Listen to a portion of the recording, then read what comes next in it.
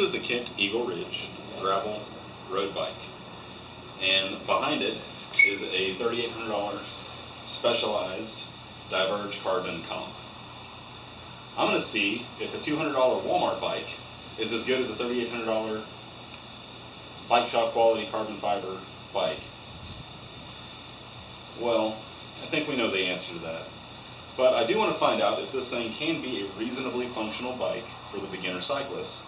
And I kind of want to frame this by telling you a little bit about myself and where I come from. So I'm Aaron, hence the channel name Aaron Behind Bars. No, I'm not an ex-convict, but I like to use that as sort of an image of where I spend a lot of my time, behind handlebars. So you can probably see a little motorcycle back there. I've got bicycles. I got more motorcycles over there that you can't see. It's just my thing. Sorry if I'm looking down a lot. Anyway, so like a lot of people, grew up riding bicycles that my parents bought at Walmart, Kmart, your typical big box stores. And as a kid, didn't really know any better until I started hanging out with other kids in the neighborhood, one of whom had a really awesome Diamondback Freestyle BMX bike. And I was so jealous of that thing because I knew how awesome it was, and it was way better than my little Huffy. And eventually I got a Diamondback of my own, thanks to my uncle. He had lived out in California for some years and was into a lot of outdoorsy stuff. Bought him a nice bike out there. When he moved back to Texas and then got older, he didn't ride it and gave it to me, which was awesome. But it also ruined me for bikes that come from department stores, big box stores, such as this guy right here. So I've moved on to nicer and more expensive bikes. I mean, this one is a good example. In the background is just kind of my little neighborhood cruiser bike. It's another specialized, it's called a Roll. It sort of has like a BMX style handlebar that combines sort of like a comfort bike and not really a BMX bike, but it's just a comfort bike is really what it is, but it doesn't look quite as dorky as a comfort bike. I've got a full suspension mountain bike, so I've got some nice bikes. Anyway, I want to give a shout out to the KevCentral YouTube channel. Watching a lot of his videos got me into sort of a different frame of mind with how I want to experience cycling, and in particular I saw his video on the Kent Eagle Ridge gravel road bike, and I was like, holy moly, there's a $200, less than $200 at the time. I think now it sells for $200, but it's sold out on the website. This one I'll tell you about how I got it in a minute. But I was just amazed that you could get a gravel road bike, quote unquote gravel road bike with disc brakes. It's 21 speed 3x7 with, this is really bizarre, they've got twist shifters up on the handlebar in the middle, and then your typical old school road bike brake levers and cable operated discs. And so anyway, it's a bike that I picked up today off of Facebook Marketplace. It's actually brand new. It's hard to see in this, it's getting a little bit darker and the light's probably not great, but this thing was beat up a little bit cosmetically. There's some scrapes and decals on the fork, and the handlebar is a little bit torn over here, which might be from me just throwing it in the back of my truck and going and getting it earlier, but either way, that's a little tattered up, and all sorts of things are not adjusted correctly, and this is really how I would expect to find a bike at any big box store. They are not put together by the most capable of hands, and they certainly don't receive the needed attention as far as adjusting everything.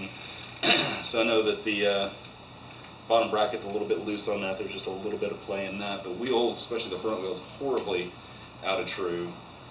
And just a bunch of little details, like the seat post clamp is all cocked off. Obviously the seat's just set down low. This stem is actually too high. You can see the minimum insertion marks right there.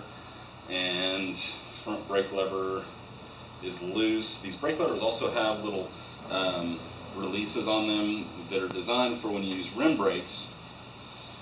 You can actually have the lever swing out a little bit to release the caliper so it will clear the tire.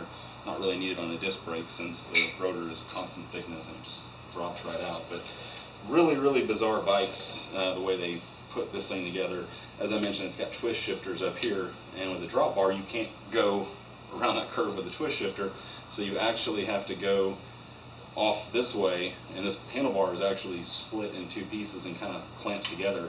What's really weird, so this is a 1-inch steerer fork with a threaded stem, or threaded headset with the quill stem, and it's a 31/8 clamp diameter. I don't know where you can even buy one of those things, but what that does open up in the future is if you decided you wanted to upgrade the parts, which, I mean, really, I don't think the frame is worth upgrading, but who knows, that might be how you get into cycling, and you want to change things up and put some actual integrated shifter brake levers on it, like what this bike and many other bikes have. You could do that with a modern 31.8 oversized handlebar. And anyway, so interesting little setup there. Real cheap stamped steel crank arms, bolt-on hubs. They're disc brake hubs, but they're made of steel. They're really cheap. Of course, that's a thread-on freewheel.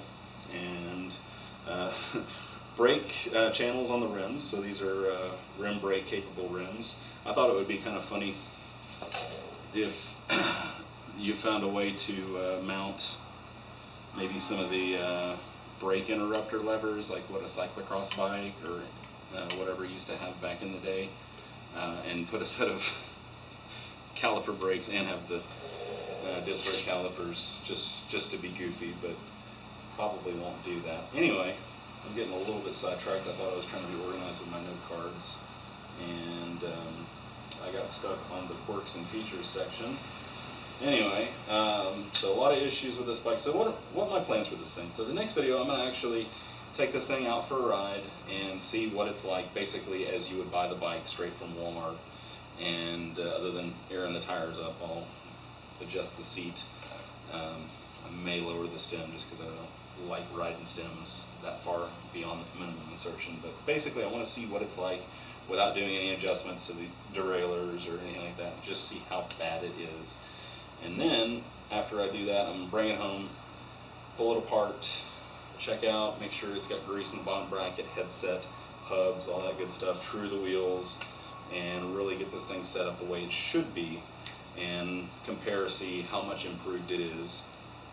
And then, I don't know, from there, it would be kind of fun to, I was thinking about ordering some parts off of AliExpress, which is that website where you get stuff from China in like weeks and weeks and months, but it's super cheap, and I've seen some really, really inexpensive, like full group sets of off-brand that I think would be kind of a cool match for this thing. So I don't know. I have no idea what I'm going to do with it. It was just kind of something I thought would be fun to mess with, and here I am. So this is kind of first video I've shot in a while to put on my YouTube channel, and I don't usually get out from behind the camera, but here I am. I'm just an average kind of quirky dude, but I still like getting around on bicycles and have a lot of fun doing that. So that's what it is, and I appreciate y'all looking. So if you do want to see some more videos on this, definitely recommend hitting that subscribe button. And I don't have any monetization. I don't really care, because you're not going to make me any money doing this. I'm just doing this for something to do and for fun. So anyway, I appreciate it, and see you next time.